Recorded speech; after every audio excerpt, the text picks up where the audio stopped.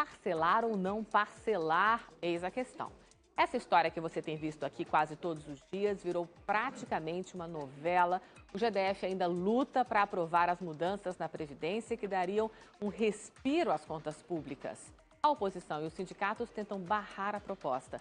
Mas o que interessa mesmo aos servidores é saber se o salário será pago em uma única parcela e em dia, e no dia certo, ou se será parcelado ao longo do mês, o que complica as contas do servidor. É sobre esse projeto que a gente conversa agora do CB Poder, já está no ar.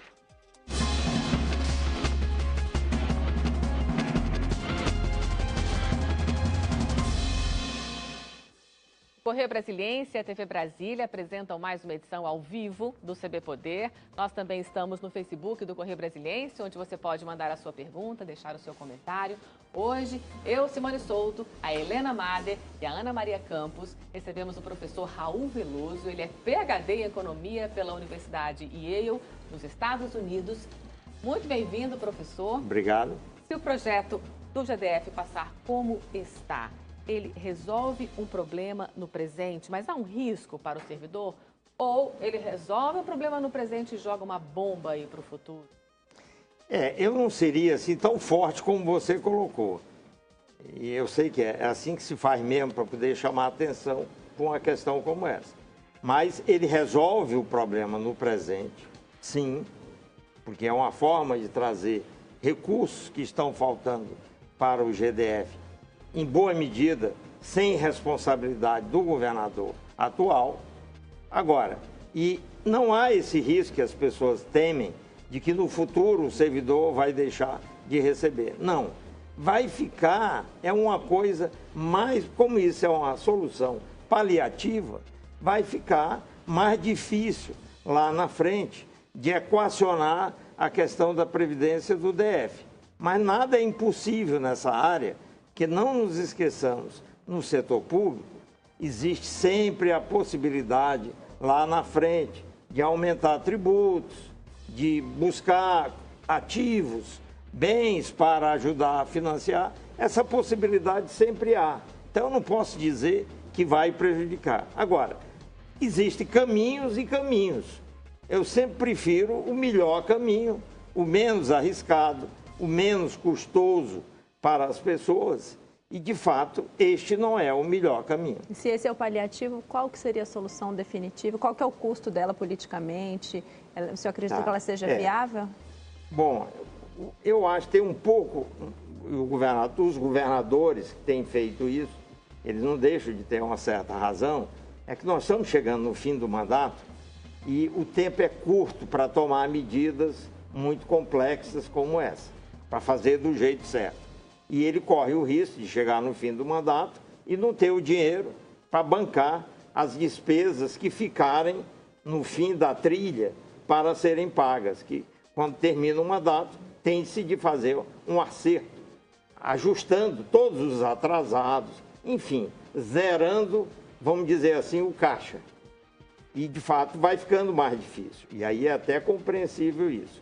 Agora, a solução correta em vez de retroceder, capitular a esse temor e extinguir o fundo que já havia, porque em alguns casos, como o DF, já se havia tentado algo na direção correta e já havia.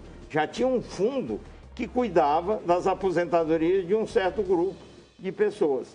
Em vez de extinguir esse fundo, recuar e trazer tudo de volta para os cofres do governo, há a possibilidade de você, em vez de extinguir e recuar, levar avante a ideia certa em toda a sua extensão. Trazer todos os servidores para dentro desse fundo e colocar ativos recebíveis, dinheiro que o GDF pode lançar mão e tem a receber, com ou sem apoio da União, para equacionar ali dentro e antecipar um pouco desse, só para completar, um pouco desse dinheiro para tirar ele do sufoco do caixa.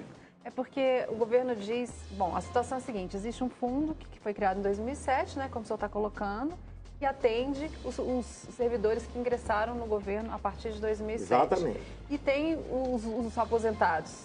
É o bolo o imenso. mundo de aposentados que entraram antes de 2007, em que existe um déficit. O fundo é superavitário, esse fundo a partir de 2007, mas o anterior conta com um déficit. Ana, vou até te interromper um pouquinho, pedir licença, porque a gente tem esses números aqui. Professora, vou pedir para colocar aqui na tela, a gente tem exatamente quais são esses números desses dois fundos. São dois fundos que o governo pretende unir. O que foi criado a partir de 2007, ele tem 34 mil servidores, 152 aposentados. Ele é superavitário. O problema seria o segundo, que é esse que vocês estão vendo aqui em azul, que ele tem um déficit, ele deve 2,1 bilhões, com 52 mil servidores, porém 58 mil aposentados. Tem muito mais aposentado do que servidores. Essa é a grande questão.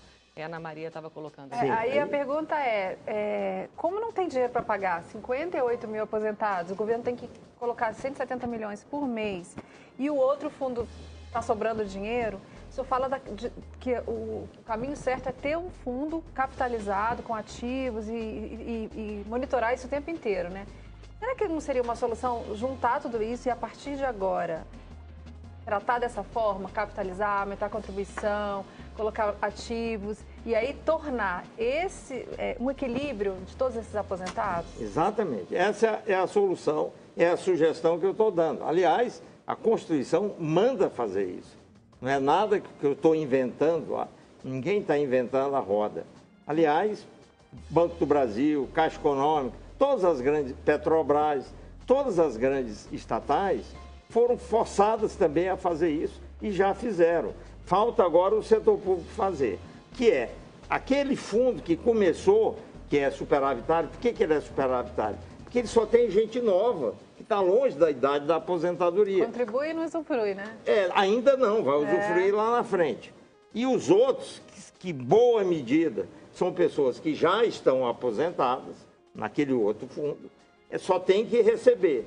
Ora, o que a gente tem de fazer? É completar aquela tarefa anterior, reforçar aquele que pegou a partir de uma certa época, trazendo aqueles outros aqui para dentro, fazer um fundo só. Claro, mas eu não posso fazer isso, como tenho obrigações a cumprir, sem colocar ativos, bens que o ente público, no caso o GDF, de que ele dispõe. E aí, ao fazer isso, a gente fecha a conta, zera o passivo atuarial, que é o que a Constituição manda fazer. Como? Usando o valor desses ativos e, no final, fechando a conta com contribuições, seja dos empregadores, as várias secretarias, poderes, mas o grosso do fechamento será com a contribuição dos servidores. E quais são os ativos ideais, do Raul? A gente viu recentemente quando o governo retirou parte do superávit do IPREV, colocou imóveis que são... O GDF dispõe de grande número, né, de terras públicas e também ações do BRB. O que ele fez antes foi isso. Isso. Agora tem um debate sobre destinar parte da receita não tributária, securitização da dívida. Qual que seria o ideal desses ativos para recompor? O ideal é tudo que tiver aí, vamos chamar e botar dentro, que é para resolver um problema. Até participações acionárias nas várias empresas. Que gera muita resistência Estado, dos sindicatos. Né? Mas vamos esquecer um pouco a resistência, que aqui é para resolver o problema dos servidores. Mas então, só para ficar bem claro assim, na cabeça de quem está ouvindo o nosso debate aqui, o problema não é a fusão dos fundos, o problema é capitalizar depois, é que precisa depois capitalizar esse fundo para ele não ficar deficitário e afundar todo mundo, é isso? Você tem que, em vez de fundir, trazendo aquele que tem superávit para dentro do que tem déficit, devolvendo, nós temos de pegar aquele que tem déficit, levar para dentro do que tem superávit, mas tem de levar junto o equivalente ao passivo que aqueles vão carregar com o valor de ativo, equacionar, isso é que é equacionar. Ou seja, a gente está fazendo pela metade, trabalho pela metade por enquanto. Não é pela metade, é reversão. É reversão, é voltar atrás, né? Não é pela metade. Na realidade, pela metade seria criar mais um fundinho a mais, que nem foi criado esse anterior, fazer um pouco mais daquilo. Não, agora tem que trazer tudo para dentro, botar ativos, fazer todos os órgãos pagarem a sua parte na contribuição patronal e, no final, fechar a conta com as contribuições das pessoas que recebem. Ou seja, e que usufruem. Não fizer isso, aí sim ele pode estar jogando o problema lá para frente. Porque aí nós vamos ter que fazer isso depois. Vai ter que não ser tem feito jeito. de qualquer jeito. Inclusive, Nós, todo o Brasil contribuições. vai ter de fazer isso. Inclusive aumentar as Inclusive contribuições. aumentar as contribuições. Tem um limite de aumento dessa contribuição ou tem que fazer... O limite é o déficit. Tem que fazer essa conta em que a gente vai ver quantos ativos que existem valem, joga lá dentro, traz a contribuição de todos os órgãos e vê como que fecha a conta. Esse debate sobre a privatização de empresas públicas é um debate difícil, justamente como eu falei, por conta da resistência dos servidores, dos sindicatos. Aqui no debate do projeto do governo, o governo retirou isso para conseguir... Não precisa privatizar. No primeiro momento, o que você faz é colocar 49%. Mas colocar como restrição no projeto, você acha que seria... Não, restrição não pode pôr, porque um dia pode ser que precise vender tudo. Mas, em princípio, coloca 49% e mostra para os servidores quanto que tem de ser o aumento da contribuição. Aí depois se opta. O que você quer? Ficar dono de uma empresa que rende pouco, paga pouco e beneficia meia dúzia de gatos pingados que são privilegiados dentro do seu quadro? Ou você quer fazer com que todo o grupo tenha o direito a uma aposentadoria para a qual ele foi contratado, digamos assim, e que todo mundo vai ter uma sustentação dessas aposentadorias até o fim da vida? É a escolha. Aqui existe um debate no DF de privatizar o BRB, a SEB, a CAESB. Você acha que esse é o caminho? Seria queimar patrimônio para pagar? Não é pelo seguinte, porque na realidade é uma dívida. Se a gente imaginar que as pessoas vão ter de receber, eu acho que esse é um pressuposto. Aliás, muitas vezes as pessoas estão brigando por algo que vai prejudicá-los. No caso, se elas tivessem de brigar, seria para fazer isso que eu estou sugerindo, para garantir as suas aposentadorias, ainda que elas tenham de contribuir um pouco mais. É só perguntar a um aposentado do Banco do Brasil se ele está infeliz com a Previ.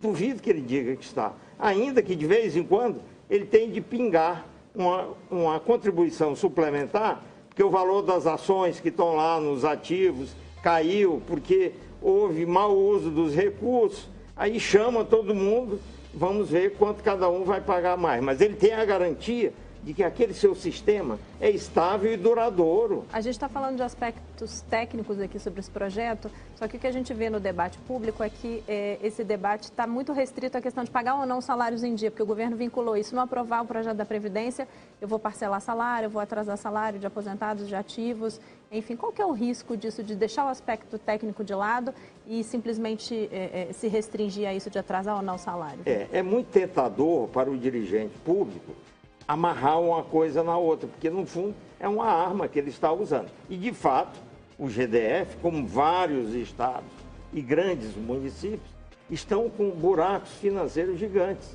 herdados de administrações anteriores ou causados pela forte recessão que caiu no país. Eles têm razão de ter essas dificuldades. Agora, como, vamos dizer assim, fazer a negociação política para chegar num resultado que dê esses recursos, porque também tem isso. Se nós chegarmos a um impasse e não adotarmos, vamos imaginar que tem duas soluções, a ideal e a prática, pragmática, mais rápida, menos arriscada.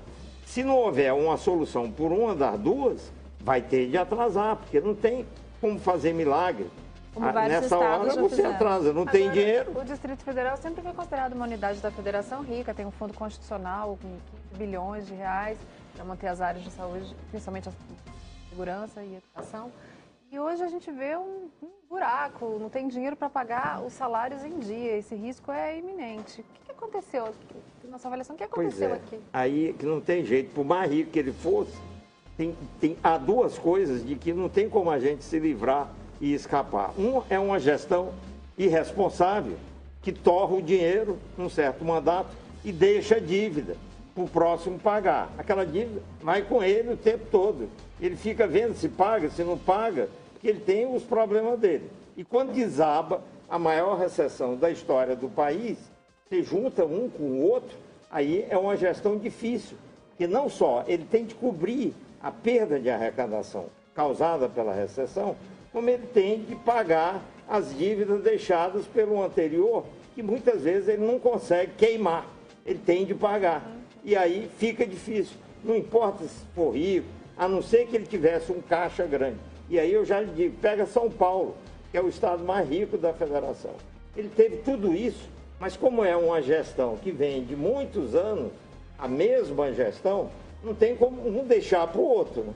E os escândalos de corrupção recentes que se sucederam nas gestões anteriores, você acha que também esses escândalos tiveram peso para chegar a esse quadro atual? Sempre tem algum peso, mas deixa eu lhe dizer, é duro dizer isso, mas os buracos são desproporcionalmente maiores do que o efeito da corrupção. A incompetência é pior do que a corrupção. Em termos de valor, e também, veja, nós tivemos uma queda em 2 anos de 8% no crescimento da economia.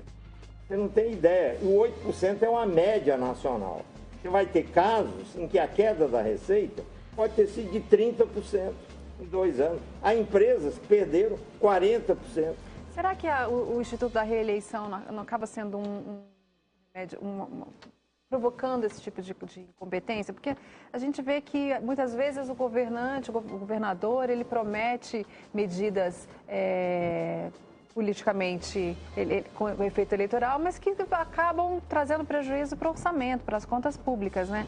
O governo Agnello houve muitos reajustes salariais, que inclusive passaram para este governo, que o atual governador não está conseguindo pagar, e a gente vê também que o dinheiro foi gasto, 2 bilhões na construção de um estádio que fica parado, sempre pensando que no próximo mandato vai se resolver, mas precisa se reeleger.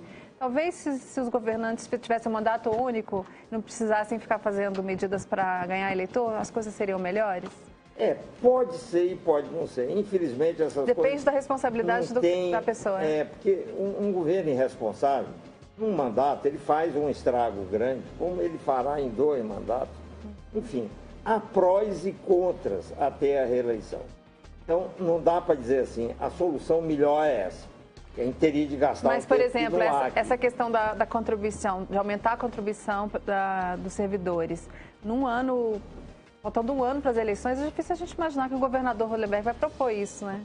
Mas pensa o seguinte, supõe que tivesse a possibilidade de reeleição e ele já estivesse no fim do mandato. E ele já tivesse usado a sua possibilidade de reeleição e nós estivéssemos no fim do 2º mandato. O problema era exatamente o mesmo. De alguma maneira, ele ia tentar não se indispor, que ele é candidato a alguma coisa, ele quer fazer o sucessor. Não é muito claro. Talvez um meio termo seria ter um mandato único de 5 anos. Isso poderia ser uma possibilidade. Um pouco maior, mais um só. A gente vai fazer uma pausa agora, professor, e a gente volta no próximo bloco para discutir mais um pouco aqui sobre essa questão que está na boca de todos aqui no DF, sobre o parcelamento dos servidores e a questão financeira do governo Hollenberg. Até já.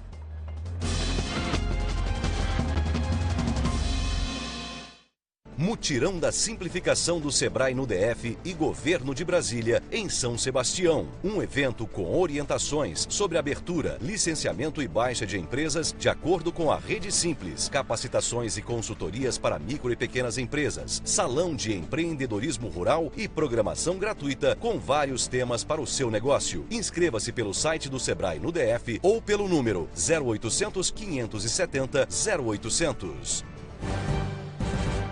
Enquanto a concorrência está de mãos fechadas para você, a gente mostra porque a Smaf Volks é a concessionária nota 10 de Brasília. As menores taxas e condições de pagamento estão aqui. A melhor avaliação do seu usado.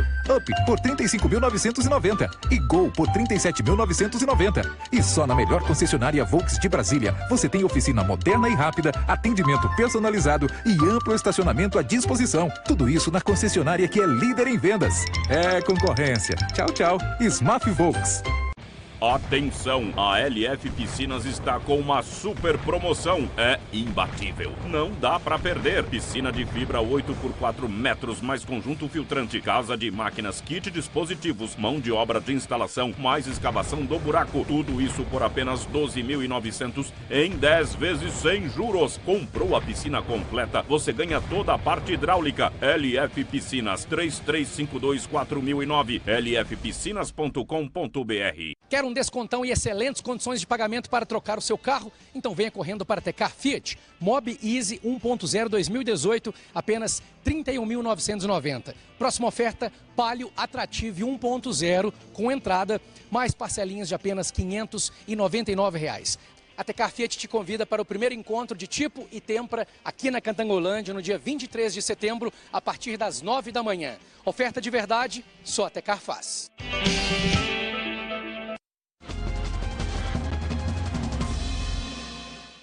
Estamos de volta. Hoje a gente recebe o economista Raul Veloso. Professor, o governador Hollenberg, ele cometeu erros na gestão financeira nesse mandato? Ou a gente realmente pode atribuir todo esse contexto, esse cenário, às gestões anteriores? Olha, meu sentimento, eu não sou ligado a ninguém aqui, posso falar isso com muita tranquilidade, é que a gente tem de colocar 3 fatores nessa história toda. Um fator é os erros das gestões anteriores. Outro fator é a maior recessão da história. Terceiro fator são erros da gestão atual. Ninguém é perfeito, sempre tem erro. Se a gente fuçar, a gente vai encontrar aqui, ali, fez uma coisa, podia ter feito outra.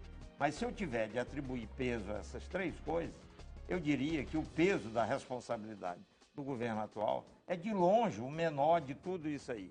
O que talvez a gente possa dizer do governador é que ele não foi muito ousado em certos posicionamentos. Como, por exemplo, eu teria feito o maior alarde da história, mostrando números, não largaria isso, em relação ao que ele herdou. E ele não tem responsabilidade nenhuma sobre isso. Sobre a recessão, a mesma coisa. Eu nunca ouvi ninguém, nem aqui, nem na maioria dos lugares, explicarem à população que uma recessão deste tamanho não tem como ser responsabilidade de quem está governando naquele momento. Porque uma empresa manda um bando de gente embora, faz um monte de coisa, muda de ramo. Um ente público não tem quase nenhuma escolha. Então ele tem só que enfrentar e carregar aquilo. Então, por isso, ele tem de explicar para a população que não é culpa dele. A gente, como o senhor falou, enfrenta a maior recessão da história, a crise é grave, e o que a gente observa são também ainda ilhas de privilégios de alguns setores. Aqui em Brasília, a gente viu recentemente o Tribunal de Contas, os conselheiros e procuradores receberam auxílio moradia retroativo no período de 4 anos, um valor milionário.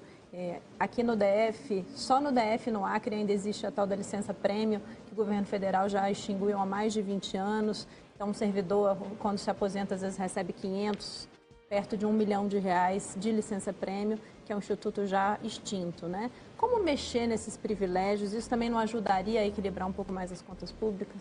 Sem dúvida. Mas antes eu vou lhe dizer, muito é a questão de manda quem pode, obedece quem tem juízo. Óbvio que tem uma distribuição de poder dentro do orçamento público. Eu chamo certos segmentos os donos do orçamento. E os poderes autônomos seguramente fazem parte do grupo que é os donos do orçamento, deixando para os governadores um espaço muito limitado de atuação. Então, tem esse problema. Força. Tem força, consegue um quinhão maior, consegue uma vantagem maior e consegue se livrar das críticas. Essa solução que eu estou defendendo, que é a solução mais velha que minha avó, essa de criar o fundo que fecha, ela envolve também reduzir esse privilégio. Porque esses entes que são donos do orçamento, eles não contribuem como empregadores para ajudar no financiamento das aposentadorias dos seus servidores. Quem são os donos do orçamento? Os donos do orçamento são os poderes autônomos, que é Legislativo, Judiciário, Ministério Público, Tribunal de Contas, Defensoria Pública. Isso é um grupo. Outro grupo, em alguns estados, e aqui seguramente tem isso também, a área de segurança, é que o DF é uma mistura de governo federal e Inclusive, local. o Judiciário e o Ministério Público são ligados à União aqui, né? É mais difícil híbrido, né? identificar o dono do orçamento. Mas é isso, segurança, saúde e educação.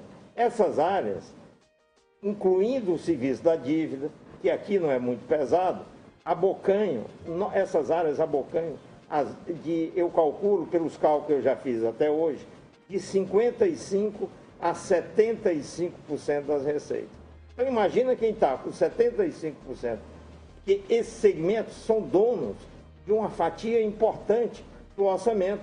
Agora, se eu não forçá-los, por exemplo, a pagar a contribuição dos seus servidores como empregador, ele vai ter um espaço para pagar a licença-prêmio. Se alguém chia dentro do governo, ele vai dizer, dentro do meu quinhão cabe. Agora, se cabe, eu posso. Agora, manda ele pagar algo que ele deveria pagar, que é óbvio, que aí ele vai ter que diminuir essas coisas para poder caber tudo lá. Agora a gente vê que os estados estão todos quebrados, muitos quebrados, o Distrito Federal também está nessa situação, porque a folha de pagamentos consome quase todo o orçamento. Esse debate precisa ser feito ao longo do tempo, a gente vai ver que isso só vai aumentando, os anos vão se passando e isso só vai aumentar. Vai chegar uma hora que a gente vai ter que começar a discutir demissão de servidores? Sim, mas num contexto diferente. Essa discussão, como se o ente público fosse uma coisa só, ela já está superada e é muito difícil fazer. Porque, na verdade, a gente tem que fazer essa discussão do gasto pessoal separando pelos donos do orçamento. Nós temos de setorializar o debate. Por quê? Porque não adianta eu fazer uma briga para controlar o gasto pessoal se eu tenho um segmento lá que tem uma fatia bem grande e qualquer tentativa de chegar lá e cortar algo de pessoal, ele vai dizer, eu tenho uma fatia que me permite gastar. Por que você vem me encher o saco? Agora, então nós temos de setorializar e aí sim, dentro dos setores, tratar da questão de pessoal. Nessa questão toda de Estado com dificuldade, o senhor acha que o governador Hollenberg está certo de não voltar a discutir os reajustes salariais que estão pendentes dos servidores do DF? Sim, claro, mas aí é que está. É claro que está. Tem que fazer isso. Em todo lugar. Mas aí, imagina ele fazer isso com um dono do orçamento e faz exatamente isso que eu estou dizendo. Senta com ele e diz, ué, qual é o problema de eu dar? Eu tenho um espaço aqui que me permite dar. O que eu tenho que fazer é diminuir os espaços que os donos do orçamento têm, porque eles são tão poderosos que ao longo dos anos eles foram ampliando seus espaços. E todo ano eles ampliam. E aí o governador fica um pedacinho de nada, onde ele tem de pagar inativo esse que nós queremos tirar para fora e tem de fazer o pagamento de todos que não são donos, que são as secretarias de menor peso político. Nosso tempo acabou. Obrigada, meninas. Obrigada, professor. Estamos de volta amanhã com mais CB Poder e mais assuntos importantes para a sua vida. Tchau.